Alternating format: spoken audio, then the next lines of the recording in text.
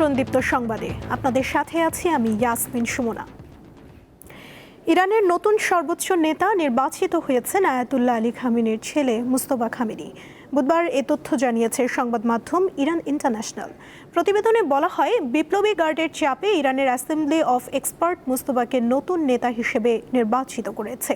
বার্তা সংস্থা ফার্স নিউজের প্রতিবেদনে বলা হয়, ইরানের নিহত সর্বোচ্চ নেতা আয়াতুল্লাহ আলী খামেনিকে মাশহাদ শহরে সমাহিত করা হতে পারে, তবে নির্দিষ্ট কোনো সময়ের কথা জানানো হয়নি। গত 28 ফেব্রুয়ারি থেকে ইরানে হামলা শুরু করে ইসরায়েল ও যুক্তরাষ্ট্র। এতে এখন পর্যন্ত ইরানে 1097 জন বেসামরিক নাগরিক নিহত এবং 5000-এর বেশি মানুষ আহত হয়েছে বলে জানিয়েছে যুক্তরাষ্ট্র ভিত্তিক মানবাধিকার সংস্থা HRANA। পাল্টা হামলা অব্যাহত রেখেছে ইরান। এর মধ্যে কাতারের আল উদেইদ মার্কিন বিমান ঘাঁটি ও সংযুক্ত আরব আমিরাতের দুবাইয়ে অবস্থিত মার্কিন দূতাবাসে ড্রোন হামলার খবর পাওয়া গেছে। কুয়েতে ড্রোনের আঘাতে আহত একজন মারা গেছেন বলে জানিয়েছে বিভিন্ন সংবাদ মাধ্যম।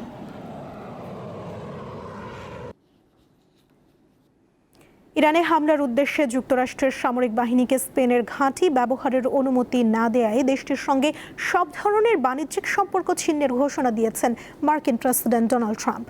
একই ধরনের সিদ্ধান্তের জন্য যুক্তরাজ্যেরও কঠোর সমালোচনা করেন তিনি। স্থানীয় সময় মঙ্গলবার হোয়াইট হাউসের ওভাল অফিসে জার্মান চ্যান্সেলরের সঙ্গে বৈঠকের পর এই তথ্য জানান ট্রাম্প। তিনি বলেন, স্পেন ভয়াবহ আচরণ করেছে, তাই স্পেনের সঙ্গে সব ধরনের লেনদেন বন্ধ করার নির্দেশ দিয়েছেন তিনি।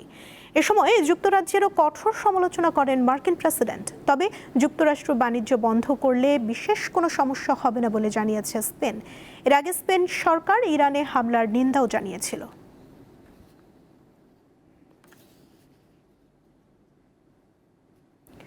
গত এক বছর ধরে বাণিজ্য যুদ্ধ, অভিবাসন সংকট এবং নানা অর্থনৈতিক ধাক্কা সামলে ওঠা মার্কিন অর্থনীতি এখন এক চরম অগ্নি পরীক্ষার মুখোমুখি। ইরানের বিরুদ্ধে যুদ্ধে যুক্তরাষ্ট্রের প্রেসিডেন্ট ডোনাল্ড ট্রাম্পের সিদ্ধান্ত পুরো বিশ্বকে এক গভীর অনিশ্চয়তার মুখে ঠেলে দিয়েছে। তবে প্রশ্ন উঠেছে, যুদ্ধ ব্যয়ের ধাক্কা কতটা সামাল দিতে পারবে ট্রাম্প প্রশাসন? এ নিয়ে এরই মধ্যে তৈরি হয়েছে নানা বিতর্ক। ইসরায়েল ও যুক্তরাষ্ট্রের যৌথ আগ্রাসনে এখন টালমাটাল গোটা বিশ্ব। ইরানের ওপর এই দুই দেশের হামলা কতদিন চলবে তা নিয়ে এখন আলোচনা। যুক্তরাষ্ট্রের প্রেসিডেন্ট ডোনাল্ড ট্রাম্প এরই মধ্যে ইঙ্গিত দিয়েছেন, ইরানে তাদের সামরিক অভিযান অপারেশন এপিক ফিউরি অন্তত 4 থেকে 5 সপ্তাহ চলতে পারে। তার এমন ইঙ্গিতে প্রশ্ন উঠেছে, মধ্যপ্রাচ্যে এ যুদ্ধ চালিয়ে যেতে যুক্তরাষ্ট্রের কত খরচ হতে পারে, আর সেই সামর্থ্য ট্রাম্প প্রশাসনের রয়েছে কিনা। ইরানের বিরুদ্ধে যুদ্ধে যুক্তরাষ্ট্রের কত খরচ হতে পারে সেটা ঠিকঠাক অনুমান করা কঠিন। বিশ্লেষকদের মতে এটা অনুমান করার সময় এখনো আসেনি। তবে তুরস্কের আনাদোলু সংবাদ সংস্থার দেয়া তথ্য অনুযায়ী অপারেশন এপিক ফিউরির প্রথম 24 ঘন্টায় যুক্তরাষ্ট্রের প্রায় 77 কোটি 90 লাখ ডলার খরচ হয়েছে। এছাড়া অভিযানের আগে যুদ্ধ বিমানের অবস্থান পরিবর্তন, ডজনের বেশি নৌযান মোতায়েন ও আঞ্চলিক সম্পদ একত্র করার মতো সামরিক প্রস্তুতির জন্য যুক্তরাষ্ট্র আরও প্রায় 63 কোটি ডলার খরচ করেছে বলে অনুমান করা হচ্ছে। এছাড়া USS জেরাল্ড আর ফোর্ডের মতো একটি বিমানবাহী রণতরী পরিচালনায় প্রতিদিন আনুমানিক প্রায় 65 লাখ ডলার খরচ হয়। এই অভিযানে সামরিক সরঞ্জাম হারানোর খরচও যুক্ত হচ্ছে। মার্কিন কর্মকর্তারা জানিয়েছেন, ইরানি যুদ্ধবিমান মনে করে ভুলবশত যুক্তরাষ্ট্রের 3টি যুদ্ধবিমান ভূপাতিত করেছে কুয়েত। প্রতিটি আধুনিক ফাইটার জেটের মূল্য $100 মিলিয়ন কাছাকাছি। বিশ্লেষকদের মতে যুক্তরাষ্ট্রের $1 ট্রিলিয়ন প্রতিরক্ষা বাজেট রয়েছে, যা $1.5 ট্রিলিয়ন উন্নীত করার প্রস্তাব করা হয়েছে। কিন্তু বড় প্রশ্ন হলো অস্ত্রের মজুত, বিশেষ করে ইন্টারসেপ্টর ক্ষেপণাস্ত্রের মজুত সীমিত। এগুলোর একটি বড় অংশ ইউক্রেন ও ইন্দো প্যাসিফিক অঞ্চলের জন্য নির্ধারিত। ফলে এক ফ্রন্টে অতিরিক্ত ব্যবহার অন্য অঞ্চলের প্রতিরক্ষা সক্ষমতায় প্রভাব ফেলতে পারে। এসব ইন্টারসেপ্টর ক্ষেপণাস্ত্র অত্যন্ত জটিল প্রযুক্তির পণ্য। এগুলো দ্রুত, বড় সংখ্যায় উৎপাদন করা সম্ভব নয় বলছেন বিশেষজ্ঞরা। এছাড়া ক্ষেপণাস্ত্র প্রতিরোধ প্রক্রিয়া কয়েক সপ্তাহের বেশি চালিয়ে যাওয়া সম্ভব নয় বলে মত তাদের। ইশরাত সুমা, দীপ্ত বার্তা কক্ষ। পররাষ্ট্রমন্ত্রী ডক্টর খলিলুর রহমানের সঙ্গে দ্বিপাক্ষিক বৈঠক করেছেন ঢাকা সফররত দক্ষিণ ও মধ্য এশিয়া বিষয়ক মার্কিন সহকারী পররাষ্ট্রমন্ত্রী পল কাপুর। সকালে পররাষ্ট্র মন্ত্রণালয়ে এই বৈঠক অনুষ্ঠিত হয়। এর আগে পররাষ্ট্র প্রতিমন্ত্রী শামা ওবায়েদের সঙ্গেও বৈঠক করেন পল কাপুর। পররাষ্ট্র মন্ত্রণালয়ের কর্মকর্তারা জানান, পল কাপুরের সফরে দ্বিপক্ষীয় বিষয়গুলোর পাশাপাশি ভূ রাজনৈতিক নানা প্রসঙ্গ আলোচনায় এসেছে। দুপুরে সচিবালয়ে বাণিজ্যমন্ত্রী খন্দকার আব্দুল মুক্তাদির এবং জ্বালানি ও খনিজ সম্পদ মন্ত্রী ইকবাল হাসান মাহমুদের সঙ্গেও বৈঠক করার কথা রয়েছে মার্কিন সহকারী পররাষ্ট্রমন্ত্রী পল কাপুরের। সন্ধ্যায় ব্যবসায়ী প্রতিনিধি দলদের সঙ্গে মতবিনিময়ের পাশাপাশি সফর উপলক্ষে নৈশভোজে অংশ নেবেন পল কাপুর।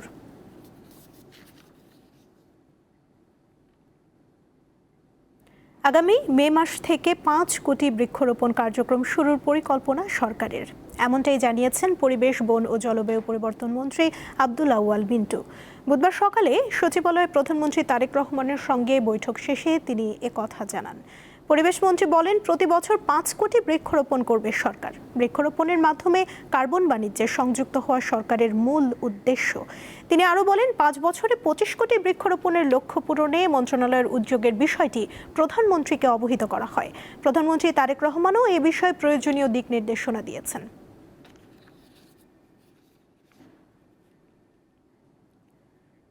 চাঁদাবাজ ও সন্ত্রাসীদের তালিকা প্রকাশ করে শিগগিরই অভিযান পরিচালনা করা হবে বলে জানিয়েছেন স্বরাষ্ট্রমন্ত্রী সালাউদ্দিন আহমেদ। বুধবার ঢাকা মহানগর পুলিশ ডিএমপির কর্মকর্তাদের সঙ্গে মত বিনিময় সভা শেষে সাংবাদিকদের কথা বলেন তিনি। স্বরাষ্ট্রমন্ত্রী আরও জানান, অভিযান ঢাকা থেকে শুরু হবে, এজন্য জনগণের সহযোগিতা প্রত্যাশা করেন তিনি। এ সময় দেশের শান্তি শৃঙ্খলা ও আইন শৃঙ্খলা পরিস্থিতি নিশ্চিত করা হবে বলে জানান স্বরাষ্ট্রমন্ত্রী। আমরা খুব শিগগির দেশব্যাপী, বিশেষ করে ঢাকা থেকে আমরা শুরু করব। আমরা চাঁদাবাজদের তালিকা প্রস্তুত করে সেই হিসাবে তাদেরকে আইনে আওতায় নিয়ে আসার ব্যবস্থা করব খুব শিগগির। 2, যারা অস্ত্রধারী, সন্ত্রাসী, দাগী আসামি, যারা সমাজে বিশৃঙ্খলা সৃষ্টি করছে, তাদের একটি তালিকা প্রণয়ন করা হচ্ছে। সেটা নির্মোহভাবে তালিকা প্রণয়ন করা হচ্ছে এবং আনবায়াস তালিকা প্রণয়ন করা হচ্ছে। সেটা আমরা স্ক্রুটিনি করে তাদেরকে আইনের আওতায় নিয়ে আসার ব্যবস্থা করব খুব শিগগির। অফিস খোলার সময় সকাল 9টা, কিন্তু নির্ধারিত সময় পার হয়ে গেলেও নারায়ণগঞ্জের সিদ্ধিরগঞ্জ ইউনিয়ন ভূমি অফিসে আসেননি কোনো কর্মকর্তা কর্মচারী। এ সময় প্রায় আধা ঘন্টা অফিসের বারান্দায় অপেক্ষা করেন ভূমি প্রতিমন্ত্রী ব্যারিস্টার কায়সার কামাল। সকালে ওই ভূমি অফিসে আকস্মিক পরিদর্শনে গিয়ে এমন চিত্র দেখতে পান তিনি।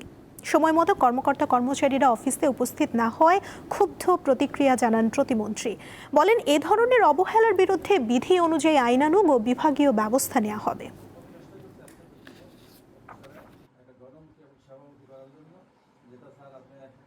আশাহত হয়েছি, বিকজ 9টার সময় অফিস খোলার কথা, 9:45টার সময় কর্মকর্তা 2 জন এসছেন, একজন এসছেন 9:10টা, আরেকজন 10টার পরে এসছেন ইন্সপেকশন শুরু।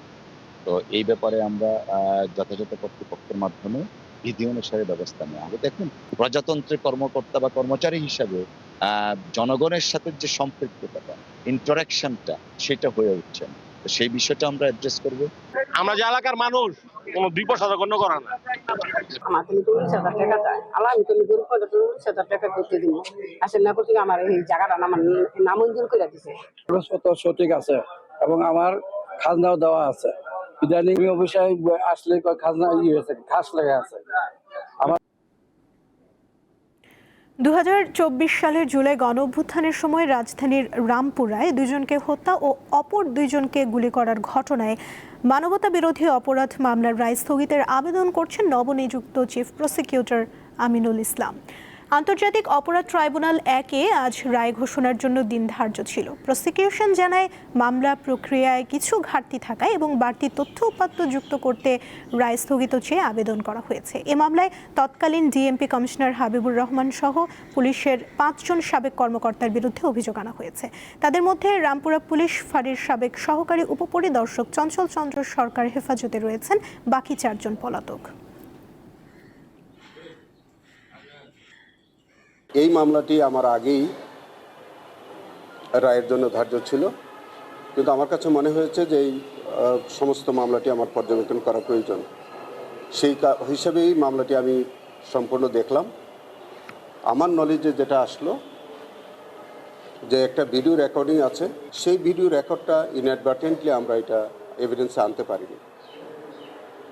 আমার কাছে মনে হচ্ছে যে এরকম একটি শক্ত সাবুত এভিডেন্স যেটা আমরা না দেওয়ার কারণে আমার কাছে মনে হচ্ছে যে এটা আমাদের দেওয়া প্রয়োজন। সেই কারণেই আজকে আমরা আদালতের কাছে, ট্রাইব্যুনালের কাছে আমরা আবেদন জানিয়েছি। ঢাকার 2টি সহ দেশের 6টি সিটি কর্পোরেশনে 6 জন পূর্ণকালীন প্রশাসক নিয়োগের বৈধতা চ্যালেঞ্জ করে হাইকোর্টে রিট করা হয়েছে। বুধবার সুপ্রিম কোর্টের 6 আইনজীবী এই রিট দায়ের করেন। এতে স্থানীয় সরকার সচিব ও নির্বাচন কমিশন সহ সংশ্লিষ্টদের বিবাদী করা হয়েছে। রিটকারী আইনজীবীরা হলেন গোলাম কিবরিয়া, জিল্লুর রহমান, আবু দাউদ নিজামী, আল মুত্তাকি বিল্লাহ, ইসমাইল হোসেন সবুজ ও খালিদ সাইফুল্লাহ। গত 22শে ফেব্রুয়ারি দেশের 6 সিটি কর্পোরেশনে 6 জনকে পূর্ণকালীন প্রশাসক হিসেবে নিয়োগ দেওয়া হয়।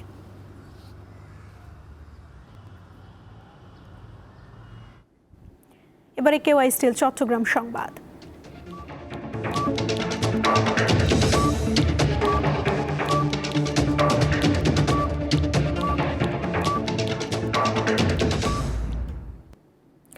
দখল দূষণে চট্টগ্রামের লোহাগাড়া উপজেলার বোয়ালিয়া খালের বেহাল দশা। নির্বিঘ্নে চলছে দখল, ফেলা হচ্ছে নিত্যদিনের ময়লা আবর্জনা, দেখার যেন কেউ নেই। দখল ও দূষণে মৃতপ্রায় বোয়ালিয়া খাল। এর পাড় ঘেঁষে গড়ে উঠেছে একের পর এক অবৈধ বাড়িঘর ও দোকানপাট, আছে কসাইখানাও। খালের পাড়ে একাধিক স্থানে অবৈধ ময়লার স্তূপ, পানিতে ভাসছে প্লাস্টিক বোতল সহ নানান রকম বর্জ্য। কালো পচা পানি দুর্গন্ধ ছড়াচ্ছে, রয়েছে মশার উৎপাত। ফলে এই জলাধারের পাশে দুদণ্ড দাঁড়ানোর উপায় নেই। হুমকির মুখে খালের জীববৈচিত্র্য, ভেঙে পড়েছে পানি নিষ্কাশন ব্যবস্থা। তাই সামান্য বৃষ্টিতেই আশেপাশে সৃষ্টি হয় জলাবদ্ধতা। পুরা লোহাগাড়ার একটা পানি নিষ্কাশনের মাধ্যম হিসেবে কাজ করে সেই খাল আজকে ময়লা আবর্জনা, বিভিন্ন বড় বড় বিল্ডিং, যারা প্রজেক্টরের বিল্ডিং করে তাদের ময়লা আবর্জনা এই খালে আসতেছে। অবিলম্বে খালটি দখল ও দূষণমুক্ত করে আগের অবস্থায় ফিরিয়ে আনতে আমরা সরকারের কাছে দাবি জানাচ্ছি। কর্তৃপক্ষ বলছে, সুনির্দিষ্ট অভিযোগ পেলে দোষীদের বিরুদ্ধে জনস্বাস্থ্য আইন অনুযায়ী ব্যবস্থা নেওয়া হবে। উপজেলা প্রশাসনের কাছে অভিযোগ দেওয়া হয়েছিল, ওনারা এই বিষয়ে ব্যবস্থা নিচ্ছেন।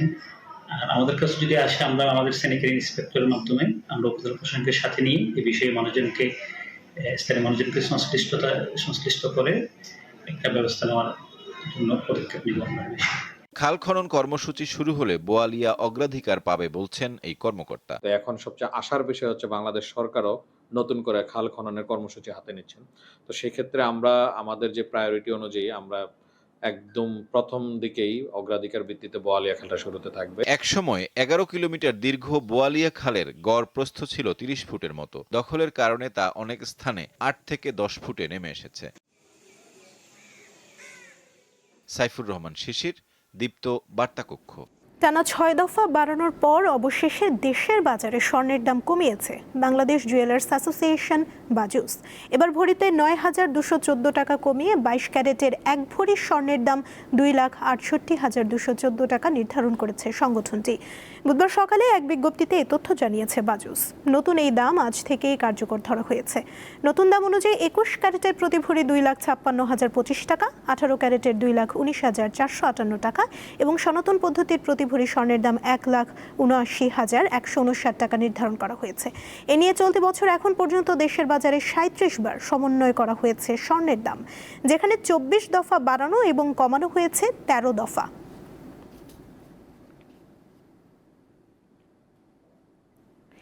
ঈদ সামনে রাজধানীর বিভিন্ন বিপণী বিতানে বেড়েছে ক্রেতাদের ভিড়। দেশি বিদেশি পোশাকের পসরা সাজিয়ে বসেছেন দোকানিরা।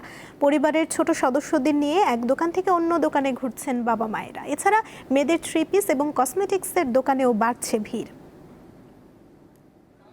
ঈদের আনন্দ বাড়িয়ে দেয় নতুন পোশাক, তাই ঈদ সামনে রেখে রাজধানীর পোশাক ও বিপণী বিতানগুলোতে ক্রেতাদের ভিড় চোখে পড়ার মতো। এবার গরমের মধ্যে ঈদ, বিষয়টি মাথায় রেখে সুতি ও পাতলা কাপড়ে দোকান সাজিয়েছেন বিক্রেতারা। ক্রেতাদের মাঝেও দেখা গেছে সুতি কাপড় কেনার আগ্রহ। কমফোর্টেবল হতে হবে অবশ্যই, যে কোনো কিছুই আমরা চুজ করি না কেন কমফোর্টেবল যদি না হয় এটা পরতে অনেক বিরক্তও লাগে এবং আনইজিও ফিল হয়। সুতি কাপড় যেটা হচ্ছে খুব বেশি হেভি হবে না, গর্জিয়াস হবে না, বাট ইজিলি ইউটিলাইজ করা যাবে। কোনটা রেখে কোনটা নেব, শার্ট নিব নাকি পাঞ্জাবি নেব, এটা নিয়ে কনফিউশন। বিক্রেতারা জানান সব বয়সীদের পোশাক তুলেছেন তারা। পাঞ্জাবি, শাড়ি, থ্রি পিস ও ছোটদের রঙিন পোশাকে বেশি সাড়া পাচ্ছেন। বিশেষ করে আমাদের কটন ফেব্রিক্সের কালেকশনগুলো খুবই বেশি। পাকিস্তানি, তারপর হচ্ছে হলো গিয়া আপনার মিশরি, বিভিন্ন ধরনের যে থাইল্যান্ডের প্রোডাক্টগুলো, ওইটা অ্যারেঞ্জমেন্টটা একটু বেশি।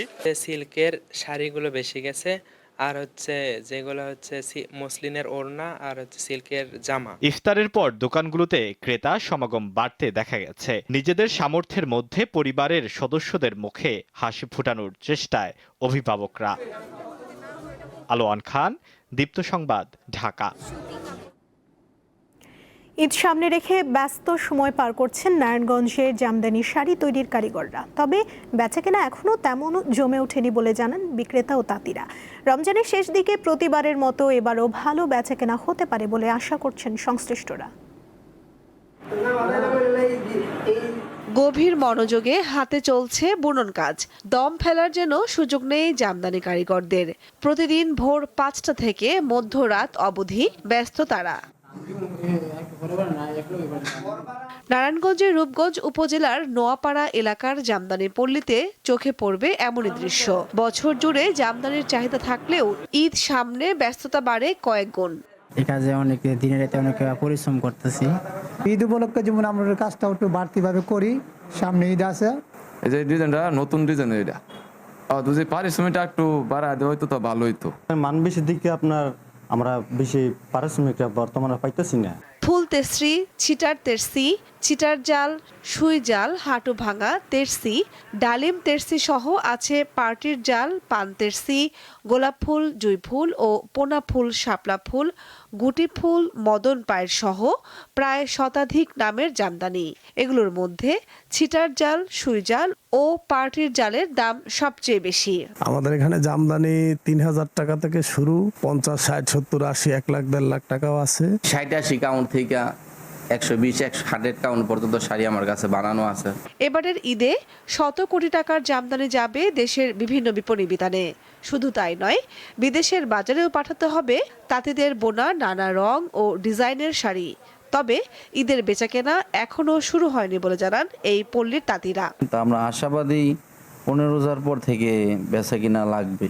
জামদানি শাড়ি কিনতে দূর দূরান্ত থেকে প্রতিদিনই ছুটে আসছেন ক্রেতারা। আমি মূলত এখানে ঈদের কেনাকাটা করতে আসছি, আমার আত্মীয় স্বজনদেরকে গিফট দিব। আর এখানে সুলভ মূল্যে পাওয়া যায়, তো এর জন্যই আমরা এখানে আসি। প্রতি বছরই ঈদের জন্য সব এখান থেকেই কেনা হয় আমাদের। আর এখান থেকে আমরা অথেন্টিক জামদানিটাই পাই। জামদানি শাড়ির জন্য 5000 টাকা থেকে 2 লাখ টাকা পর্যন্ত গুনতে হয়। কামরুন নাহার, দীপ্ত, বার্তাকক্ষ। এবারে অমর একুশে বইমেলা প্রসঙ্গ।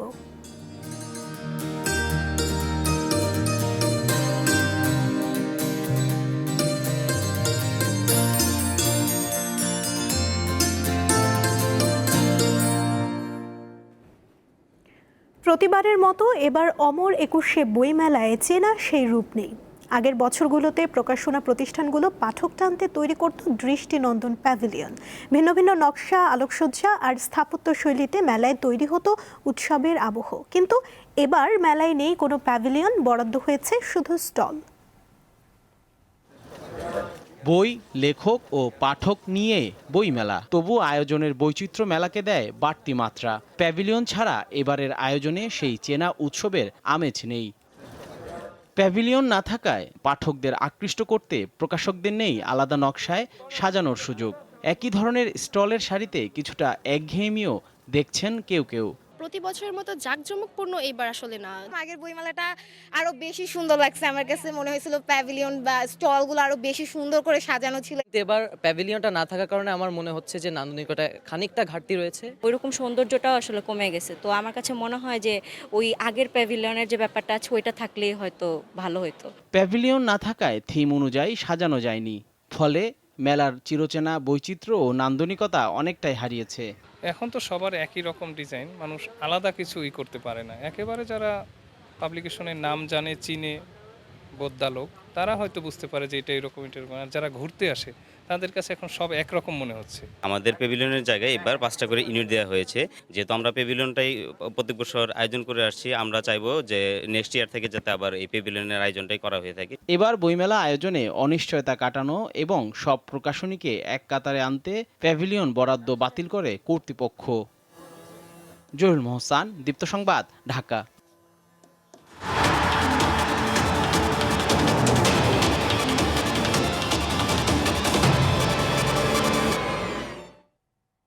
খেলার খবর।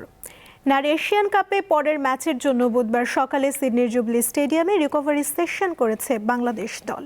এশিয়ার শীর্ষ মঞ্চে খেলতে নেমে বর্তমান চ্যাম্পিয়ন চীনের বিপক্ষে চোখে চোখ রেখে লড়াই করেছে লাল সবুজের প্রতিনিধিরা। ম্যাচ 2-0 গোলে হারলেও বাংলাদেশের মেয়েরা মন জিতেছেন। আগামী 6 মার্চ শক্তিশালী উত্তর কোরিয়ার বিপক্ষে খেলবে বাংলাদেশ। সেদিন হবে আরেকটি বড় পরীক্ষা। সেই ম্যাচের জন্য কোচ পিটার বাটলার শুরু করে দিয়েছেন প্রস্তুতি। খেলোয়াড়দের মানসিক সতেজতার জন্য সিডনি শহর ভ্রমণের পরিকল্পনা করা হয়েছে। সকালে রিকভারি সেশনে প্রথম গ্রুপে ফিটনেস কোচের অধীনে হালকা ব্যায়াম করেন খেলোয়াড়রা। দ্বিতীয় গ্রুপে প্রধান কোচ পিটার বাটলারের অধীনে 45 মিনিটের হালকা অনুশীলন হয়। আলহামদুলিল্লাহ বড় ধরনের কোনো ইনজুরি নেই আমাদের টিমে। সো মেয়েরা সুস্থ আছে, সেটা হচ্ছে সবচেয়ে বড় গুড সাইন, কারণ পরের ম্যাচটা আরও বেশি ইম্পর্টেন্ট আমাদের জন্য। আমরা যদি ভাগ্য যদি আমাদের সহায় থাকে, আমরা যদি একটা পয়েন্ট আনতে পারি পরের ম্যাচে, তো আমরা ওইভাবেই মোটিভেট করছি মেয়েদের। টি-20 বিশ্বকাপের প্রথম সেমিফাইনালে আজ সাউথ আফ্রিকার মুখোমুখি হবে নিউজিল্যান্ড। কলকাতার ইডেন গার্ডেন্সে খেলা শুরু সন্ধ্যা 7:30টায়। আইসিসির টি-20 র্যাঙ্কিংয়ে এগিয়ে নিউজিল্যান্ড, তবে এবারের টুর্নামেন্টে দুর্দান্ত ফর্মে রয়েছে সাউথ আফ্রিকা। দলটি এখন পর্যন্ত অপরাজিত রয়েছে। টানা দ্বিতীয়বারের মতো টি-20 বিশ্বকাপের ফাইনালে উঠতে মরিয়া প্রোটিয়ারা। বিপরীতে গ্রুপ পর্বে সাউথ আফ্রিকার বিপক্ষে হারলেও কলকাতার মাঠে সেই হারের প্রতিশোধ নিতে মরিয়া কিউইরা।